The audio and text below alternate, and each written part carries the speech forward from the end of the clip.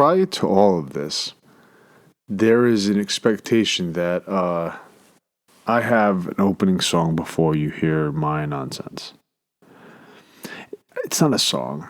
It's like a sonic like fart. But it's supposed to change up each time, and I don't really care if there's a title with it. In theory, you're supposed to hear a disclaimer. My name is Paul, and I'm here with episode 6. And originally, episode 6 was supposed to be about a song that, in my opinion, kind of changed a lot of things in the mid-'80s. And I don't think it gets the respect it deserves in that way. I just remember the fallout for it. I know I'm not alone on this. So,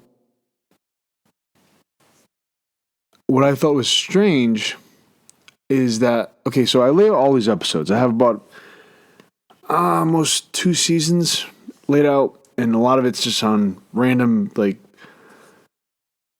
place napkins and, like, pieces of, like, cardboard and just notes you stick in your pocket, all that shit. And then I put it together on this giant fucking list. You know, the kind of weird joke, like, oh, look, you're walking around with your pad again. That's a weird-ass, gigantic pad with thoughts. I'm like, it is, and sketches and ideas and just things. You know, I could burn at any point in time, and I have more. It's all in my head. So I started laying out these episodes, and I'm like, okay. And this was supposed to be, like, probably towards the end of this season. But the more I kept thinking about it, I went to the NOFX show, right? And that's who we're talking about today. And the experience I had, now I was not on board with this band their entire run, right? It took me a while to get adjusted to their earlier albums, and I'm going to discuss that. Now, I'm going to tell you this right now. This show is not about me going, let me explain to you about the minutiae and details of NOFX and break down each album and rank them in a final. I don't give a fuck about that. That's not a thing I do. I will give you histories on stuff based on how scarce it is, or if I think it's really essential. All I am is really an asshole with an opinion. And I thought about NOFX since they essentially just ended their run. In theory, we're not going to be hearing from them live. To my understanding, supposedly there's like maybe another album or 2 or whatever coming down the pipeline. But for the most part, they're done. Now, I could be cynical and say, well, you know, for how long? You know, great money grab. I'm like, I don't give a fuck, right? I'm not going to see NOFX ever again. So I'll buy their albums, but for the most part, there's so many people that went to this show that, and it was kind of like an unusually special situation, at least from my perspective, that the experience kind of made me go, this is great. This is a very crazy situation. I seen him with Dropkick Murphys. So I'm going to reflect on NOFX in this episode, like in regards to what I think they meant, at least for me. And again, I'm a Gen Xer, but I'm like towards the end. So I recognize that Mike Burkett, Eric Melvin, Eric Sandin, Aaron Beta, that combination is a combination that established itself in like the middle part. To my understanding, there was several different members here and there. And for the most part, I know the drummer left for a period of time. I know basically it was Mike and Eric Melvin, Fat Mike and Eric Melvin, that kind of prompted the band to a certain degree for quite a bit. Now, punk rock culture is interesting because there is a lot of books. It has its own setup in the established world. Now, I want to point out the pop punk / mall punk concept a little, because the mall punk is the punk that existed to, in the same way that Pokemon existed to get kids to comic book shops, mall punk is the ruffian kid from suburbia that's weird and unusual that listens to this music. And to me, that's like the watered down version of punk rock. Like the one that eventually NOFX criticizes at some point. How did punk rock become so safe? There's a period of time in the late 90s that the labels really could not ignore punk rock. And by buying it, they kind of caged it to a certain degree with the ones that are already established in the second wave. But they really needed to clean it up a lot more. And you're like, okay, but they say a lot of swear words and they talk about a lot of, weird. Yeah, but they don't talk about politics as much. It's weird because they kind of like cleaned it up so much that it just sounds like just whiny, nasally rock. Like a Fast 9. It's like, oh, okay, it's not as inventive. It's kind of weird. Like, okay. And what's weird is it does kind of fit, and I'm not denying anybody that listens to it. Right? Because that's a get on. That's a point where you kind of seem to get into a lot of things. And then eventually that person, how the structure works is that person will get into different bands. So in general, I'm not necessarily complaining about its existence. I know a lot of people do, like True Bluers that have, the Crash badge, and you listen to all these fucking Discharge and all these other bands. Cool. I necessarily cannot get on you for it. There was a period of time I would, but realistically, looking back at it, I listened to so much music that it's kind of stupid for me to get on you for that. But that's a jump-on band. My problem is that NOFX wasn't recognized. There is a large system, an aqueduct system in the arts in America. Meaning that you can exist, and with enough tenacity, you can probably move to just a point where you're making a reasonable amount of money per year, right? But you're not able to get into a certain echelon, like certain piece, because the large-ass multinational labels and conglomerates only want to hear so much from you. However, without being cynical, I know you just gave us a dose of cynicism. There is a thing that trumps everything. I mean the name for actual what it means, not for the person. And that is the idea that word of mouth still works. If this makes any sense. Word of mouth is the standard structure that no matter how many, there's things in this world that exist that are so natural that even though when somebody comes to try to recreate and emphasize and do all this shit, there's only so much use and structure they can add to the wheel or fire or whatever baseline concept, right? So word of mouth in the advertisement world is the paramount piece, right? As long as you get people talking about it, you have something. Now, I'm going to tell you, I'm going to sideline here. Fugazi is probably, with lack of a better word, the purest band that existed during its run, right? Philosophically, they didn't believe in half the stuff most bands do. And the albums are always on point. Their goal was to control prices as best as possible.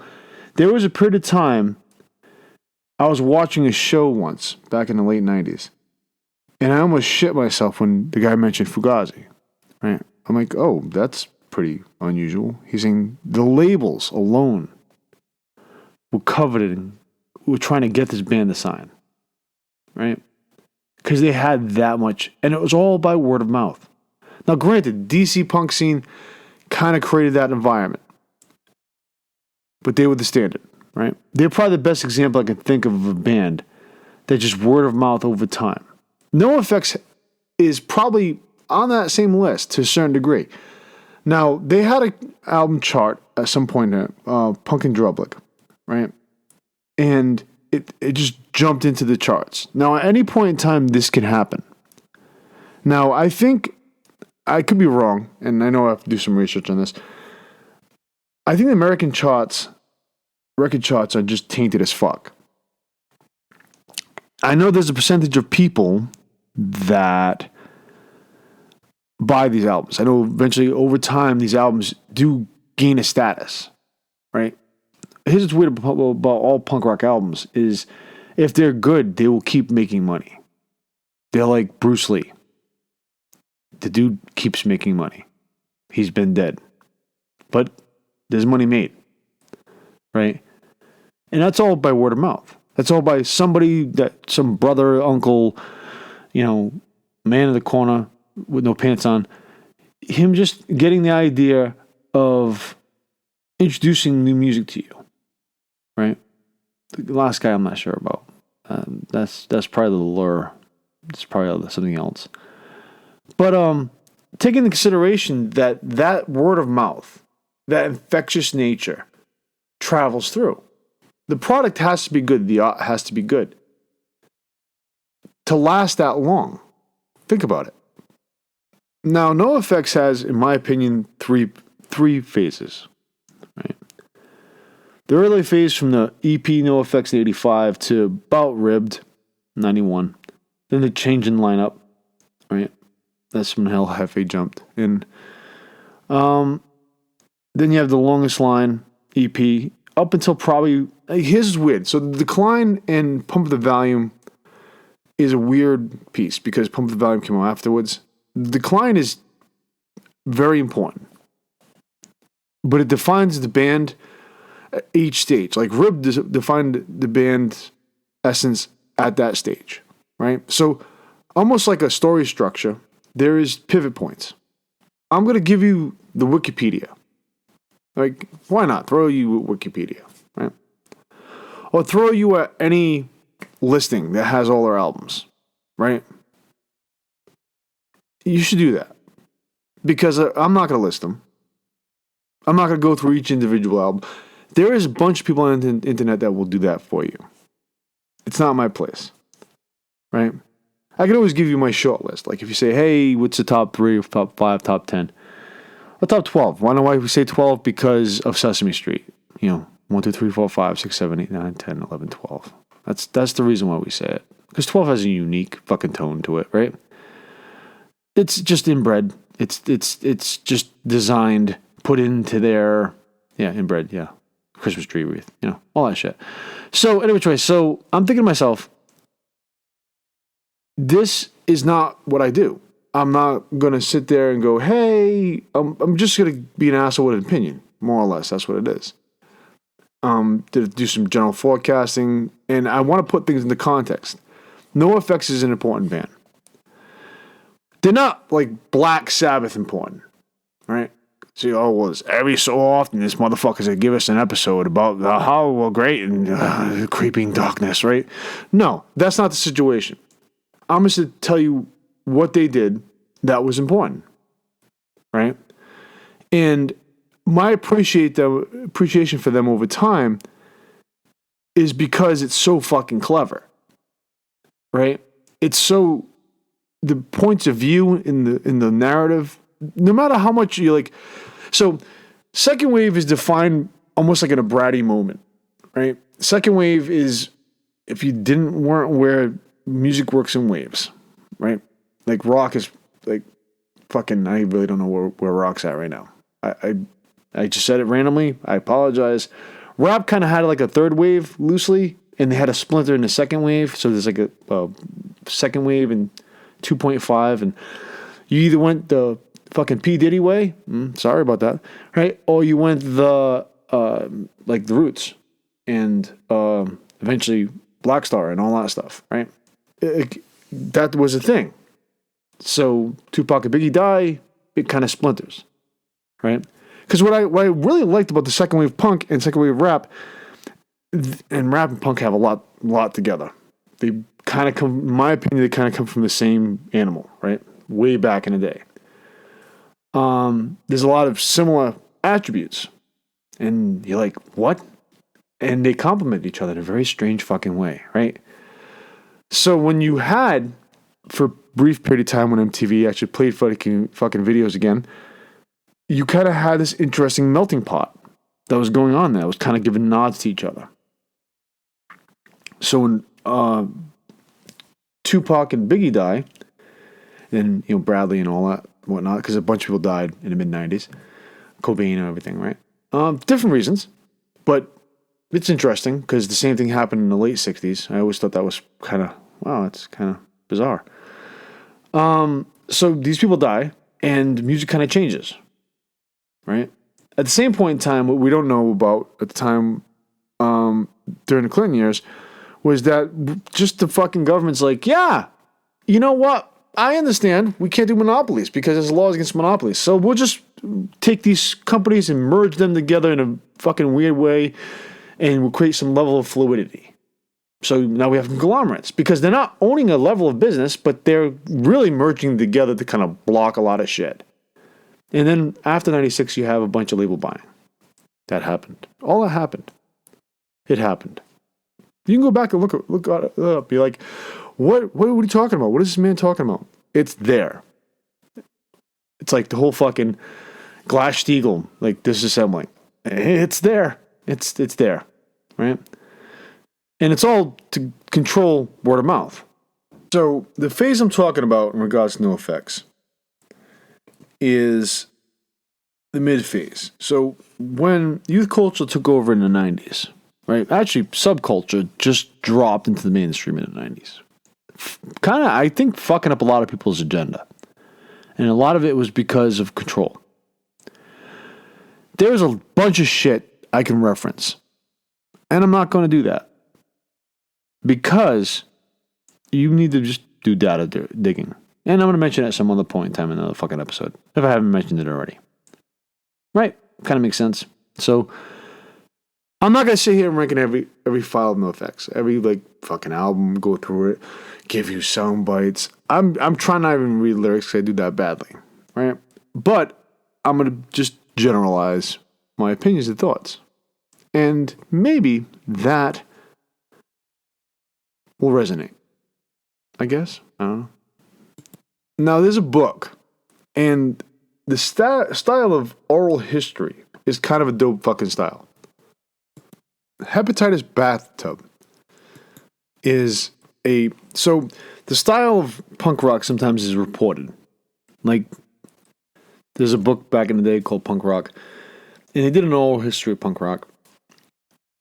And it's interviews. It's done in Studs Terkel style mechanisms. Questions, answers, interviews, just narratives, their perception, their perspective on the scene as it came to be. I've read a lot of different books on punk rock and the history of punk rock, right? Philosophy of punk rock. I'm going to eventually cover that at some point. Hepatitis Bathtub is the NOFX oral history. And if you want to know about the history of the band, read that. Spend the money on the Audible, on the fucking book, on whatever. Give them the money. They kind of deserve it. They're definitely not this large fucking entity. And even if they were, reading about the history of this band is probably somewhat important. And I shouldn't be doing that work for you. I'm not going to go here, well, this guy grew up in this fucking place and blah, blah, blah, blah. Not that dude. What I am, though, is I'm the person that kind of puts this into context. So The Longest Line is an EP from 92. And there's definite reinventions of this album over time, right? And they reissued The Longest Line a few times as a compilation, they had songs to it. Everything up until that point is early NOFX. It's rough. It's sometimes juggles ideas with metal, because in the fucking late 80s, metal and record labels and fucking hair bands and all that shit kind of really fucked up the scene, but it also kind of killed the original scene to a certain degree. So it allowed the love for the first earlier scene, especially the middle, right? When the Clash took on America and pushed in for the doubling down of punk rock, and punk rock went to like 0.5 wave, 1.5, right? So you got hardcore, which is great, brilliant, Minor Threat, Black Flag, all that stuff, right? So you have that wave that comes up in response to a lot of shifts, that earlier culture. Well, in second wave, you have the same thing. And maybe I should do the whole detailing behind Operation Ivy, right? But I'm not going to do that. I don't have plans for that. But look them up. That really kind of pushed the second wave. That band was a fucking ripple effect, right?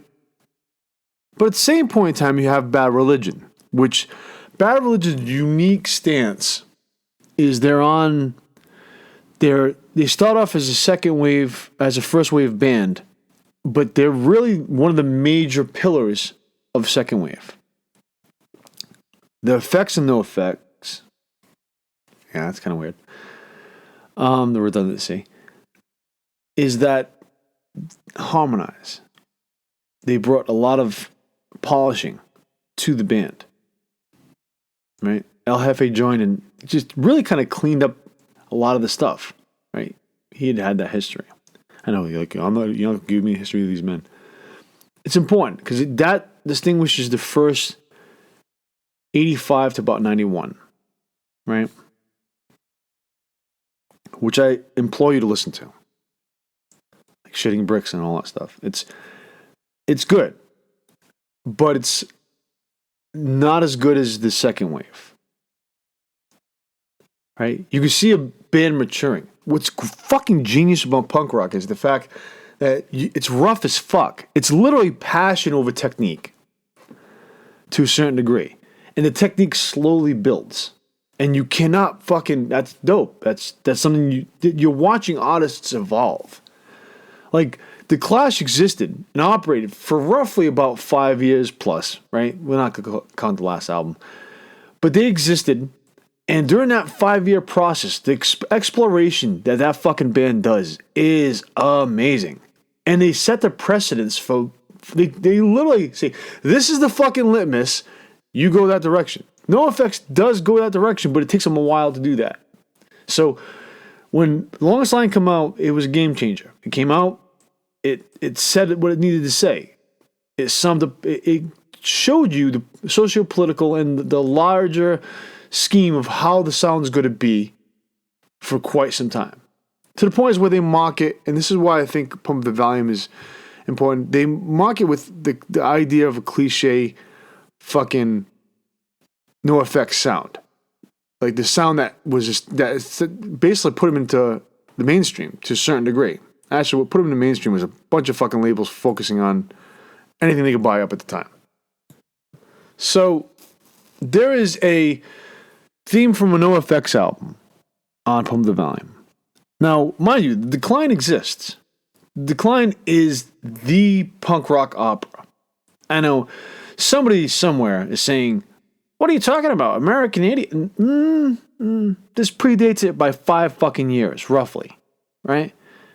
And it says a lot To the point is where the band does a live version in the 21st century.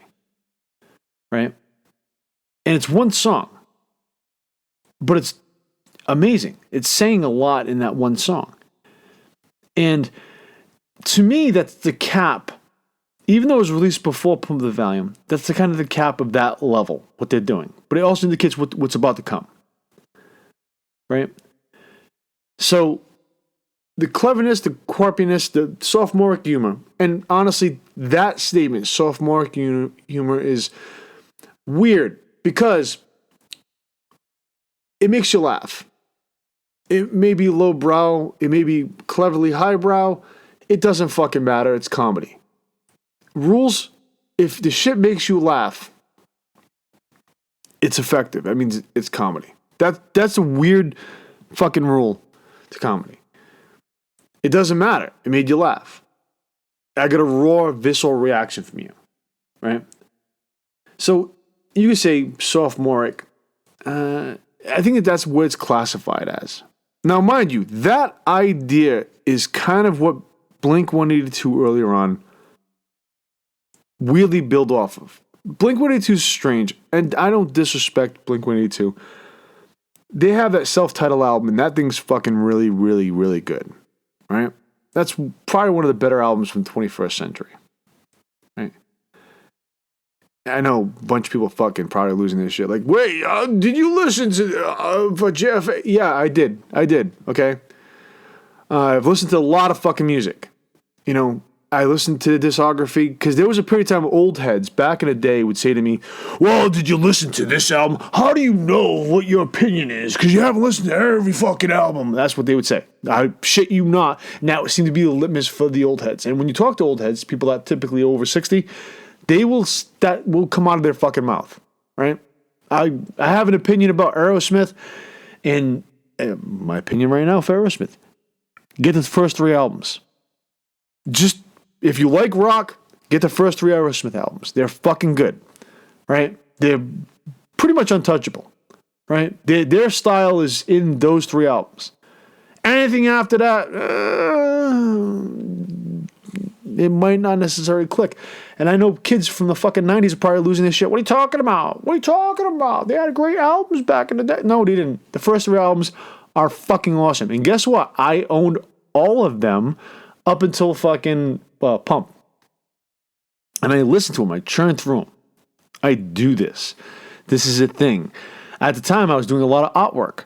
So when you do artwork or do creative shit, you listen to lots of music. That's a thing. You listen to sometimes speeches. Why the fuck not, right? That's a thing, right? And you part of you's thinking, no, it's not. Skateboarders, when they're doing their shit, they listen to the music, right? It's a thing. It's a thing. It's a creative process. It helps feed the engine. Then you wonder why a bunch of people would want to control that. Interesting, right? So, the decline is the pivot over. And Pump the Volume is a pivot over. And then you end up having the third phase, which is the age phase. Quickly, the first phase is the rough passion over technique. And the technique generates. And it comes to a pinnacle point in 91. The early writing is rough. It's not as strong. In the middle part, it's more branching off. Now, what's interesting about punk rock, second wave of punk rock, is there's also a third wave of ska. SKA, ska. Operation Ivy is the fucking beast that kind of get that all going. And somebody's like, no, there was some obscure band. I'm sorry. Operation Ivy had one fucking album. And that album said, fuck yeah. And it released a whole other fucking thing. A trigger effect. Right? I know Bad Religion existed. And I listened to Bad Religion. And they already made the weird ass, we're going to go, way out here and do some weird electronic shit. Yeah, they did that. You forgive them because you realize it pays dividends way down the line. Bad Religion's still relevant. And that whole fucking band keep doing it until they're dead. And it's probably going to be good. Right? They have the cliche theme from a Bad Religion album. They do. But every so often they switch the shit up. understand, don't ever doubt that band, even though most of the time they sound rock, because they can double down and fucking kick your ass. They have. I've watched it. They can become that vital that quickly, right? So that exists. That's just architecture of second wave punk. They exist, right? This is why, the reason why I'm going to mention this. Offspring's first album, right, has like a metal fucking feel to it. Because literally, in the fucking late 80s, nobody wanted to fucking listen to you unless you were somehow quasi-metal, right? You have to fucking, yeah, It's like Alice in Chains' first album. That one picture inside the fucking album, they're like fucking hairband shit. Like, what the hell crazy shit is this? Dude, you're about to rip shit up in this whole other style right now. Like, why are you doing this fucking hair thing? The label. That's how it is. So, Ribbed is probably the perfection of that band in 91. And from The Longest Line, there's so much going on. There's experimentation, voice experimentation, a lot of it switching out singers. Now you have El Jefe singing, you have Melvin singing. It's great. It's let's fucking go. It's almost like the weird Beatles experimenting tour, And eventually they develop a style, and they start becoming a lot more vocal. Like one of the album's songs I pointed out is My Vagina off of Pump the Volume, because obviously sex change operation, but the perspective and thinking about the ramifications of that and actually documenting it. And most of the time when you play it, somebody's like, like they're fucking bothered by it. But I'm like, that still requires a lot of thinking about this in order to write something from that perspective, right? And the sophomore exists. They're going to keep doing that. And Less Than Jake does that. The banter on a stage, Less Than Jake does. NOFX does it better. Less Than Jake does it. I've seen both bands. Less Than Jake's basically a third wave ska band. But the fact that this exists and this mechanism exists, and then Blink-182 kind of springs around the same time. And the labels kind of lose their shit for Blink-182. And they blanket the world with Blink-182. And Blink-182 takes one piece of what NOFX is doing at the time. At the time, that's a very important concept, right? Which is the sophomore childlike humor. But they're younger. They're doing it as need be. They have that suburban kid next door fucking thing going on. NOFX already has years in. They're not doing that. Their albums are saying a lot more than what Blink-182 albums are. Blink-182, oddly enough, is considered more punk, right? The band that exists that people go, yeah, we're going to get the Blink-182 album, Cheshire, whatever the fuck album exists. The one nurse on the cover, right? And they do it in such a hokey way that the moms, that the ones that were dropping kids off at the comic book shops, prior to a certain point, dropping your kid off at a comic book shop might get them molested. Like, that was a thing way back in the day. They weren't as clean cut and clean structured as you would think they would be. Now, they're not. Comic book shops should never be clean and structured, but the perception, I guess, well, they're in a mall. I don't know. The ramifications of Blink-182 and, oddly enough, Pokemon at the time, I don't necessarily bag up Pokemon. You play it. It is what it is, right? But that changed these environments, right? That created a tent pole of marketing for the corporations. And it changed the environment of comic book shops. Same point. Like, Pokemon changed comic book shops. Blink-182 kind of weirdly made punk safe to a certain degree. You're like, but there was Green Day. Was there, though? I mean, Green Day wasn't really noticed until, the second real Woodstock? The big fucking 94 one? Not the shit show that came in 99, when we have the Fuck Yeah guys. But 94. That's what... Because everybody's watching fucking bands in 94. There's so much buzz in fucking music in 94. And Green Day shows up there and kind of, hits it out of the... Actually, a lot of bands hit it out of the fucking park and that thing. If you ever watch the concert, watch it. So, yeah, kind of, because they signed to the label. They have a very poppy sound to them, but that's pop punk. There's distinguishing, right? Because there is a fine line between the two, right?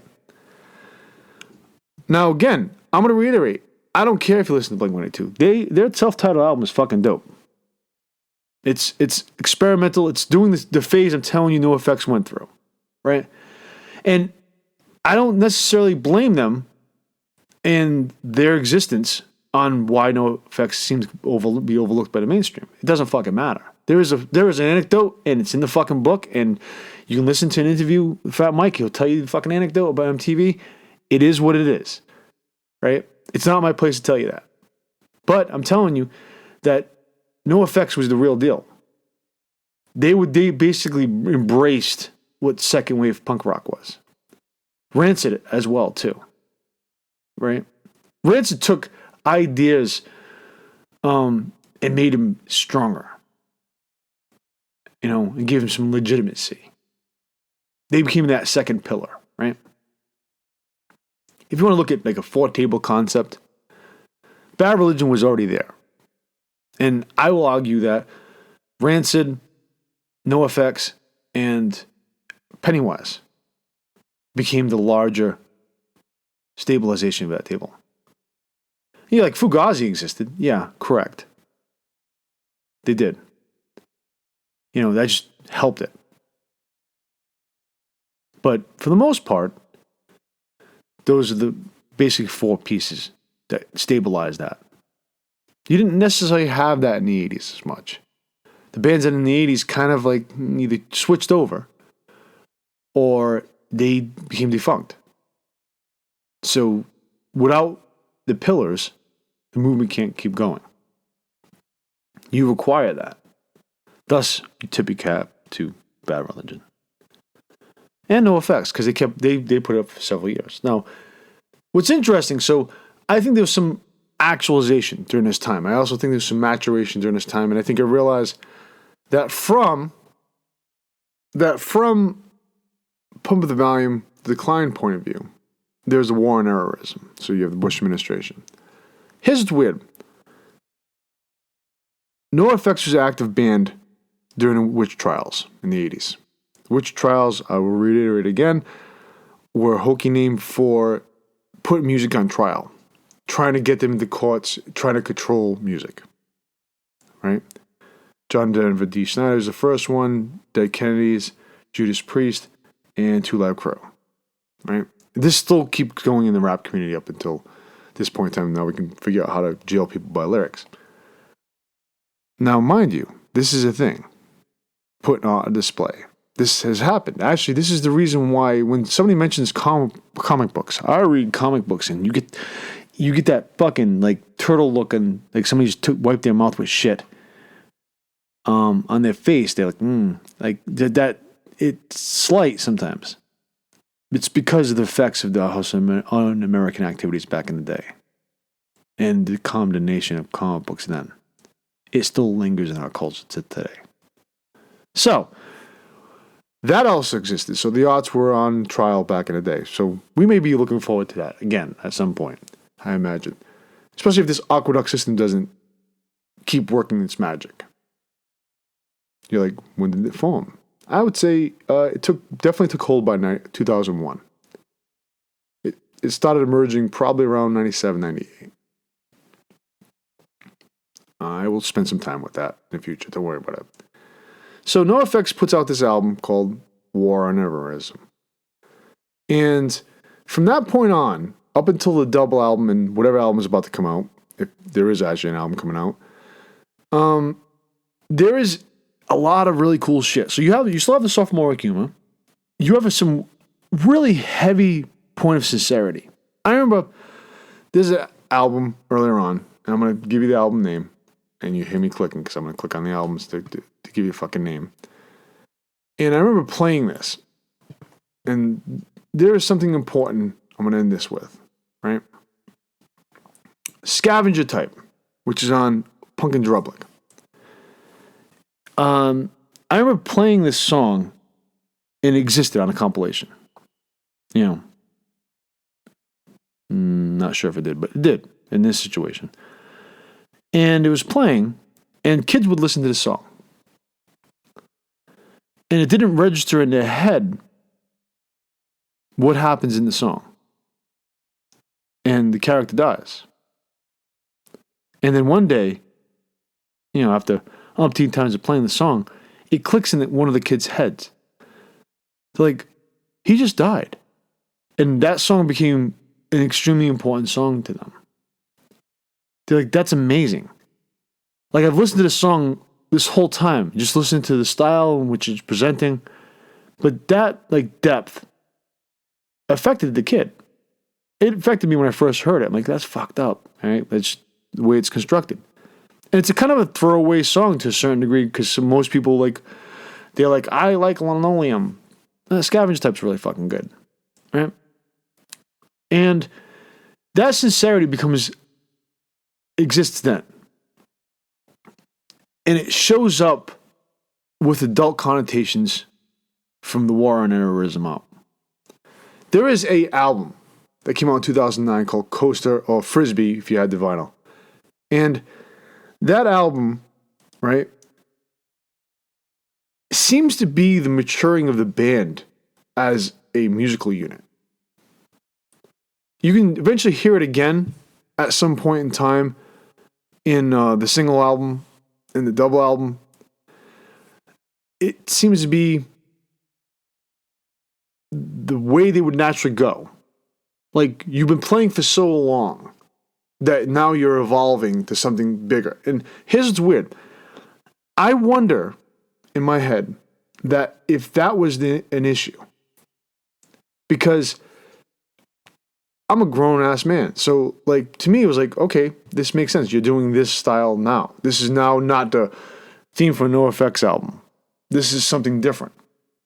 But it's evolution. You're still keeping your writing tight. Your lyrics are really good. They're clever.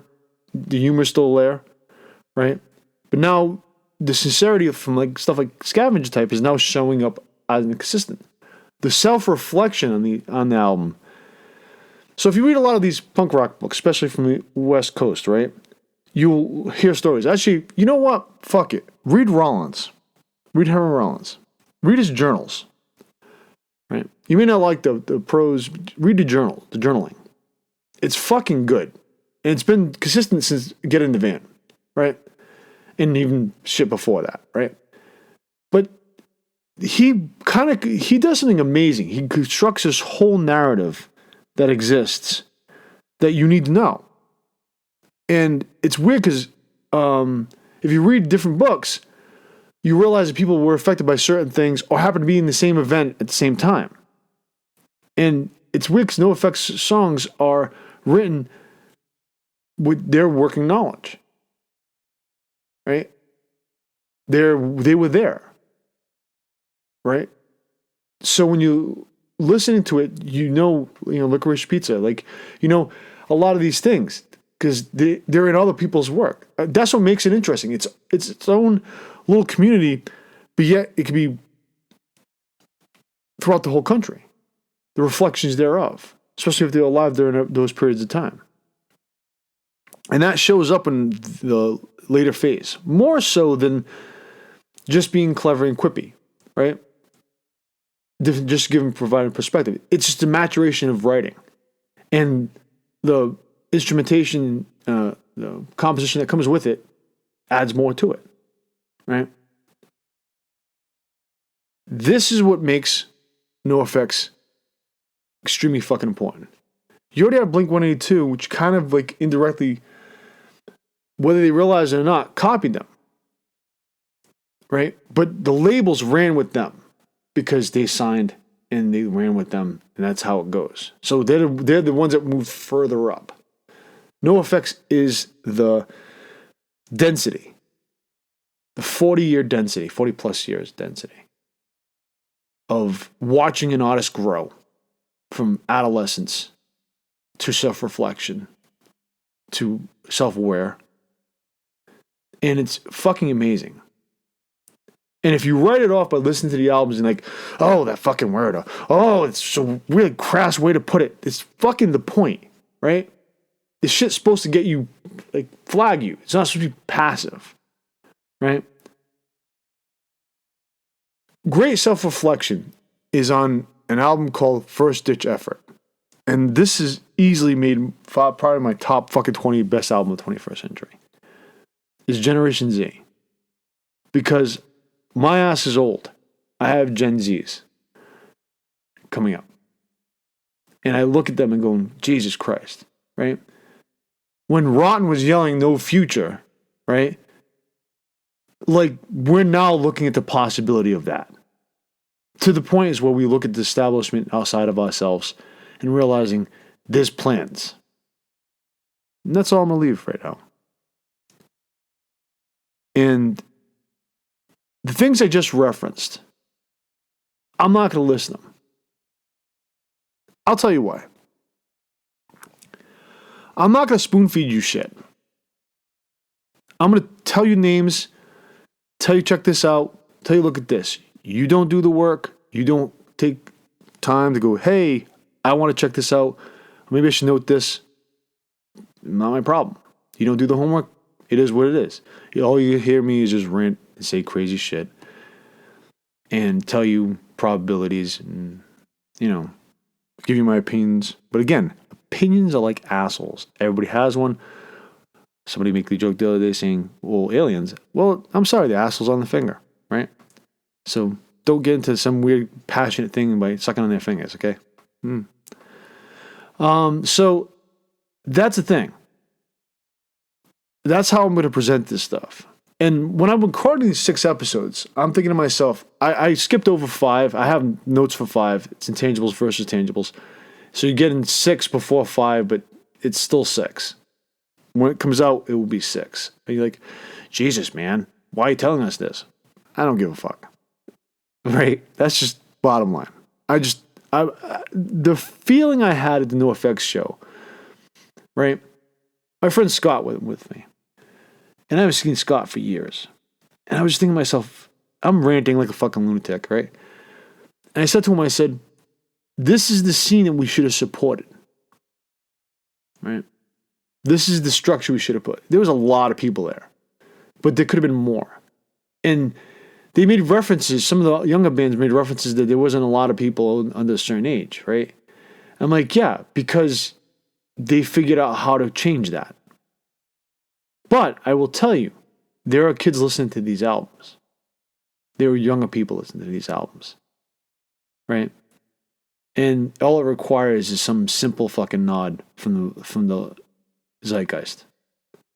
And you have the whole thing lit up. If you don't believe me, ask Kate Bush, who was mainstream back in the 80s. Right? That's how much control exists. And that's what I mean by an aqueduct system. So fluid got out. Got overlooked. So when I was there talking to Scott, I realized this is our subculture. Or this is our culture and youth culture in general. It's aged out to a certain degree. But I haven't changed. That's relative. Like, philosophically. I still kind of look at the world from the same lens. If anything, with experience over time, I realized, oh shit, I was actually closer to the truth than not.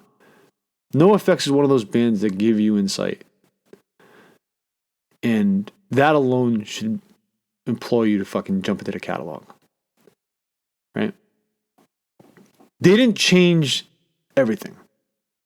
If I already told you, if you really want to look, the band that changed everything and created essentially the buzz for second wave punk rock, while doing also the third wave ska, Operation Ivy. That's the band, right? But NOFX still had a major fucking drop. They gave us a lot, and I thank them for that. Because in my mind, I'm thinking, who was with a band for so long that now the band's self-reflecting in this way? And it's still on point. It's still significant. The music's still interesting. Right? And even with the idea of like from coaster/frisbee, we're gonna get more mature. We'll get more establishment, more. We're gonna ramp up. We're getting out of the pop punk or punk fucking style for a little while. Bad Religion did, and I'm not sure if that stopped them. I'm not sure if it's health issues. I don't really care. They exist. And even with the end catalog, even if they decide to do EPs every so often, fucking do drops every so often, and never tour again, it is what it is. I'll still pick up the material. It's not like it's not going to happen. What's weird is I'm telling you, they have a loyal customer when it comes to me. And there's a reason for that. The catalog. And again, when I went back, my jump on for me, right? I kept seeing the logo. I'm going to tell you what it was. The logo, again, word of mouth, logo. Those two types of advertisement are interesting because they can seep through no matter how much things are blocked off. So even though they have this elaborate aqueduct system going on, shit will seep through. You know, there's only so much control you can have. Granted, there's a lot right now, but there's only so much control you can have. I mean, I'm not getting paid shit for this. You know, my goal is not to be that dude. You know, oh, fucking click on this and fucking ad revenue. Don't give a fuck. I've said fuck like 100,000 times. Right? It doesn't matter to me.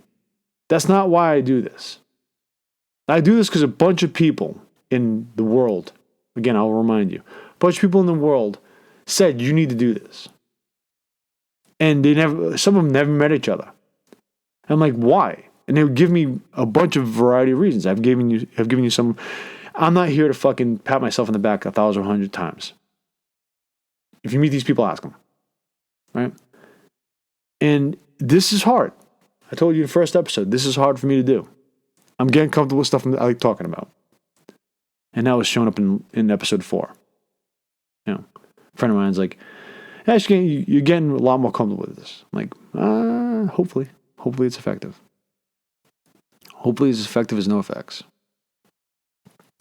With that, bye.